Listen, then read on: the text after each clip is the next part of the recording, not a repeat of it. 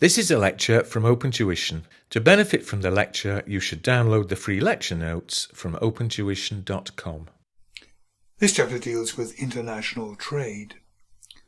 For most of us, international trade relates to imports and exports. We know that, of course, this is huge business in most countries. Nowadays, international trade is extremely common. We try to export goods to countries, we import goods from countries, and the amount of shipping and transfer by plane of goods has grown very spectacularly over the last decades. The balance of payments is a term used to summarize all transactions between a country's residents and non-residents. And the transactions can be broken down into these three categories. First of all, there is the current account, which is mainly to do with the effects of trade and income, exporting and importing goods and services. And then we have the capital account, and the capital account is essentially to do with investment. I could buy shares on the New York Stock Exchange, and that would mean that if I was buying from an American, money would go from my country to America.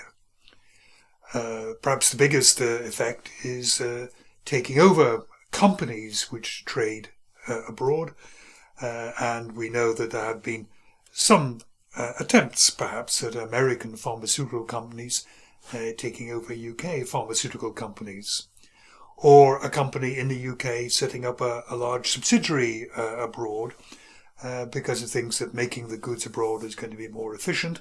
It will have to pump money into that country to buy the premises and machinery and so on. And that is to do with the capital account. And then there is the financial account, which is a movement of money and financial instruments. And an example of a financial instrument is simply a debt. Now these current accounts are related as follows.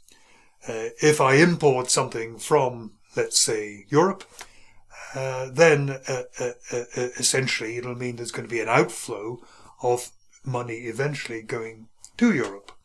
So the inflow of goods is going to be matched by an eventual outflow of sterling, which is to be at some point converted into euros. Similarly, if I were to set up a subsidiary abroad, that is affecting the capital account, I would have to ensure that there was money sent abroad to pay for that subsidiary and so on. So overall, the accounts should be in balance. The current account plus the capital account should be balanced essentially by cash flows or invoices to or from financial instruments to or from the foreign partner. Now, why is international trade, or why has international trade become so important and indeed so popular? And there are a number of reasons. First of all, it is simply the only way in which we could perhaps lay our hands on natural resources. There are many countries around the world which have got no natural supplies of oil or gas, and the only way they can run their cars and perhaps their power stations is by importing. Similarly, there can be precious metals, rare metals and so on. And again, not every country has got the ability to find those themselves. And food. For example, America and Canada grow huge amounts of wheat, which is simply not possible to be grown in other countries. Access to low labour costs of production. There's a huge difference between what people are paid in different countries for similar jobs, and a large amount of international trade has grown up because companies, let's say in America, have decided, well, it's better to construct these components abroad or these products abroad where labour costs are much cheaper, and then I can import those finished products from abroad at a much lower cost. Economies of scale. If you take a car manufacturer, car manufacturing takes enormous research and development and design and so on. And then it requires huge factories really to be dedicated to that.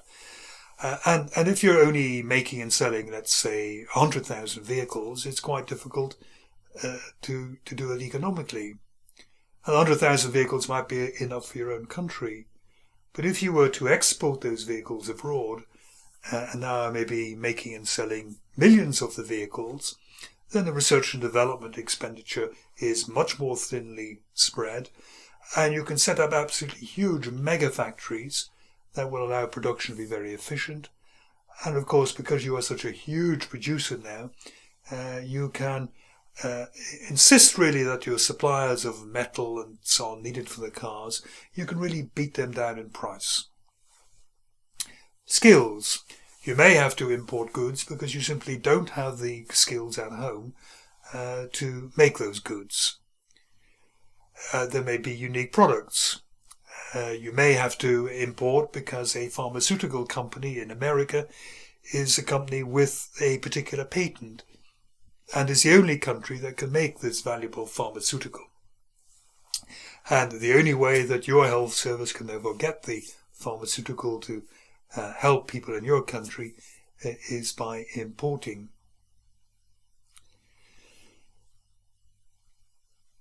Quite often, the reasons for international trade can be summarized or justified in terms of what's known as absolute advantage and comparative advantage. For example, if I take the UK versus Spain. Now, no doubt we could grow in the UK, we could grow oranges. But that would mean we'd have to have huge greenhouses with heating, maybe bright lights shining on the fruit and so on to make it grow. Whereas in Spain, the fruit will just grow naturally because it is a much more favourable climate to that sort of product. Now that is absolute advantage. Absolutely, Spain is better for growing oranges, lemons, tomatoes, many types of fruit than any country is going to be in the northern hemisphere, and that advantage is always going to be there. A more subtle advantage is what is called comparative advantages. Now, tomatoes and oranges can be grown or could be grown in the UK, and tomatoes and oranges could be grown in, let's say, Spain. But in the UK, if we have some land available, it's probably better to grow tomatoes there because tomatoes don't need quite the same amount of sunshine and heat as oranges. And if we are going to be rooting up all the orange trees and growing tomatoes in the UK, then the missing fruit can be kind of compensated for in Spain by growing fewer tomatoes and more oranges. And this is worked through in your notes, but this is not quite the same as comparative advantage. Spain is better at both products, but it is comparatively better at growing oranges, which means that we should therefore change, if you like, to allowing Spain to grow more of that fruit whilst we grow more of oranges. Advantages of international trade. It's the best use of resources. Both absolute and comparative advantage says that it is faintly ridiculous to try and grow citrus fruits in northern hemispheres or in northerly countries. You can develop specializations, and all around the world we see kind of specializations. For example, in Japan, very high specialization in optics. And you get with Nikon and Canon and Olympus and Minolta and all these kind of companies which are there, they become extremely good and extremely technically proficient at making these types of goods, and the rest of the world may as well enjoy those advantages. Economies of scale, as I've mentioned, making in one place perhaps and exporting to the world is going to be cheaper than maybe making locally and having 10 small factories instead of one large factory. Greater competition. In the UK, in the 1960s, 1970s, we had a car industry of our own, but they produced absolutely dreadful cars. And if there hadn't been the possibility of importing cars, let's say from Germany and Japan, we would be stuck with these dreadful cars. And what the competitive pressures did was to either force companies to improve or force companies to go out of business. And they should have gone out of business because what they were doing was not good. And finally, there should be lower prices for consumers, either because of making use of economies of scale or of comparative advantages, or indeed absolute advantages, of being able to produce stuff very, very efficiently and exporting, and also the effect of competition bringing down the prices is of huge advantages to consumers. Disadvantages of international trade. Well, goods have to travel further. There will be increased transport costs. That, of course, was going to give us increased carbon footprints. It's not as ecological as making goods locally and so on.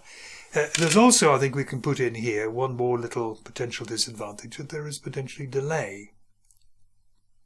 Depending on the goods, if the goods are not capable of being carried by aircraft, if they're very large goods and so on, then there will be significant delays if you have to ship the goods around the world.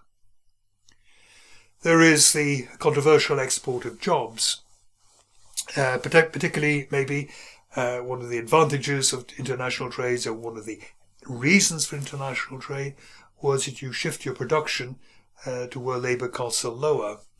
That means people in your own country are potentially made redundant. Now this is a controversial area, controversial particularly after the election of Donald Trump, who wanted to bring jobs back to America.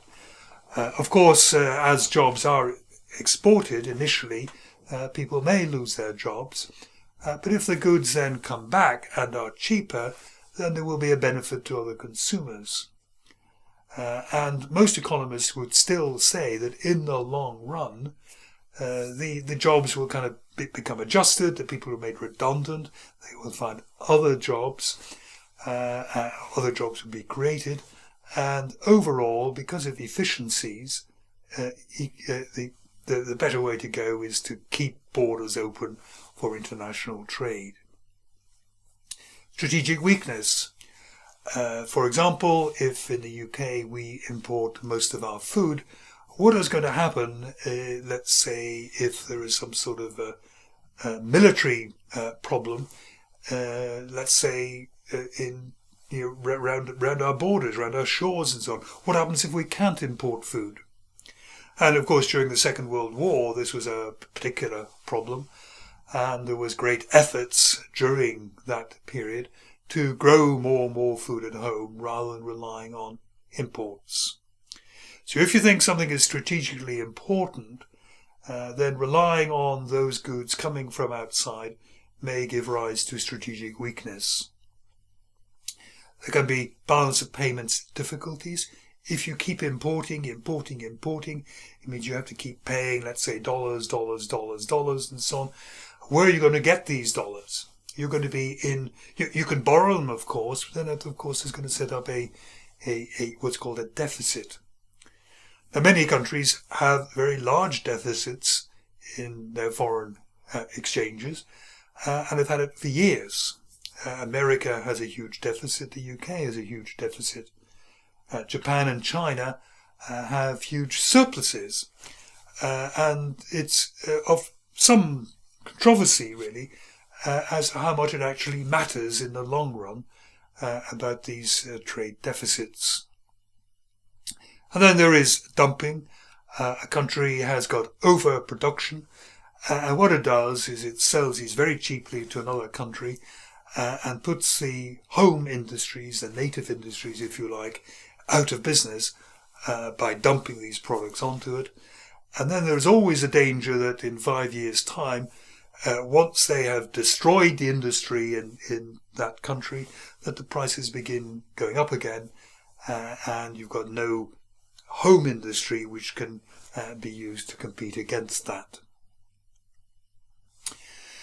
Therefore, because of these advantages or disadvantages or perceived disadvantages in international trade, many countries impose some sort of regulation, and the general name for this control of international trade is protectionism.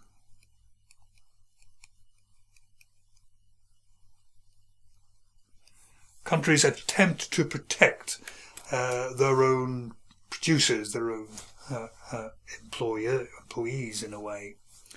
And here are the various ways in which you can try to control international trade.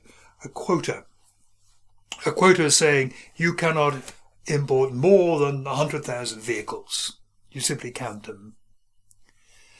Tariffs or customs duties. So you say, okay, you can import from that country if you want to, but we're going to add on 40% to the cost, the tax, if you like, to the cost. This is going to raise the price of those goods and make them much less competitive, and give your home industries a much greater advantage in that. Administration and legal procedures. Set up very stringent technical checking procedures to make sure, say, the goods are safe. The goods may well be safe, but you subject the goods to such very expensive and extensive checking and so on that it becomes very expensive and difficult for the person who wants to export to you to be able to do that. The joke once was that in one particular country, to essentially control the import, I think it was of video recorders at one point, trade agreement said you can't put quotas on, trade agreement said you can't put tariffs on, but left out of that was kind of the checking that the electrical goods were safe, but the checking, if you like, could only be done in one office in a remote part of the country that was open 2 hours a week. And so these artificial administrative hurdles were raised to protect the business. And finally, subsidies, almost a reverse of a tariff. I could put on a tariff to keep imports out, but the exporting country, if it subsidized its exports, it would bring down their price, so that when they went to the other country, they were cheap and were very attractive. Now, that's a form of control, not to keep imports out, but to try to get exports in. And again, there are usually some sort of trade agreements to try to stop this unfair subsidy of a rich government underwriting the goods being made in their country so that they can be exported and so on. But it's quite difficult. I think the example given in the notes are if you take, for example, Boeing. Boeing makes both military aircraft and civil aircraft. Or indeed in the UK we've got British Aerospace, which is both in the defence industry and in the civil industry. How do you know that the government isn't spending too much over the odds, very generously, if you like, on its military expenditure, so that the company can use this excess profits on military expenditure essentially to subsidize products being made for civil use, and in a way introduce an effective subsidy like that. The relationship between two currencies is known as an exchange rate. And you've probably all used this when you kind of go on holidays, and so you've seen exchange rates. They can be set out in various ways. This is a fairly plain way. This is saying if I went into a bank with 1 GB pound, Great British pound, pound sterling if you like, then I will be given either $1.34 US dollars or 1.31.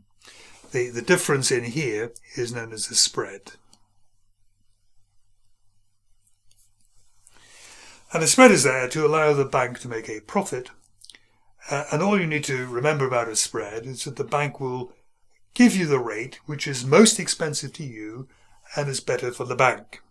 Okay, so I went in with £1 here. This means either the bank will give me $1.31 or $1.34, and quite plainly, this is the rate I'd be given if I was changing pounds to dollars. They're going to give me the fewest possible dollars, leaving me worse off. And once you've got that one sorted out, this is going to be the other way. So if I had, let's say, $10,000, and I went to the bank, and I wanted to exchange that into pounds, then what the bank would be doing, it would be dividing by 134, it would divide by the bigger figure there. So if we had 10,000 divided by 1.34, it's going to be 7463, call it. It's going to give me the smallest possible number of pounds sterling. Obviously, if it's divided by that one, which is the wrong one, divided by 1.31, it's going to give me more pounds there. So the spread, it allows the bank, whichever way the money is being changed, the bank will always apply the rate, which leaves you, the customer, worst off and leaves the bank in the best possible position. Influences on exchange rate, what determines whether the dollar-pound exchange rate is 134, 140, 150, 160, and so on. Well, there is speculation. International speculators will buy up currency in the hope, for example, that that currency increases in price. And of course, if you buy a lot of a commodity, you will potentially increase its price in the future. International trade. If, let's say, America is having to, or does import a lot from China a lot of the time, it is having to find a lot of the Chinese currency. It is selling its own currency. It is buying the Chinese currency because that's what the Chinese suppliers require. If it's selling lots of dollars, that will depress the price of dollars. If it's buying lots of Chinese currency, that will increase the price of that currency, and it's altering the exchange rate. There is inflation. If the current rate, we didn't get into mathematics about this, but if the current rate is 1, say, GB pound, is equal to, let's say, 1.4 US dollars, and inflation rate here is 5%, and inflation rate here is 10%.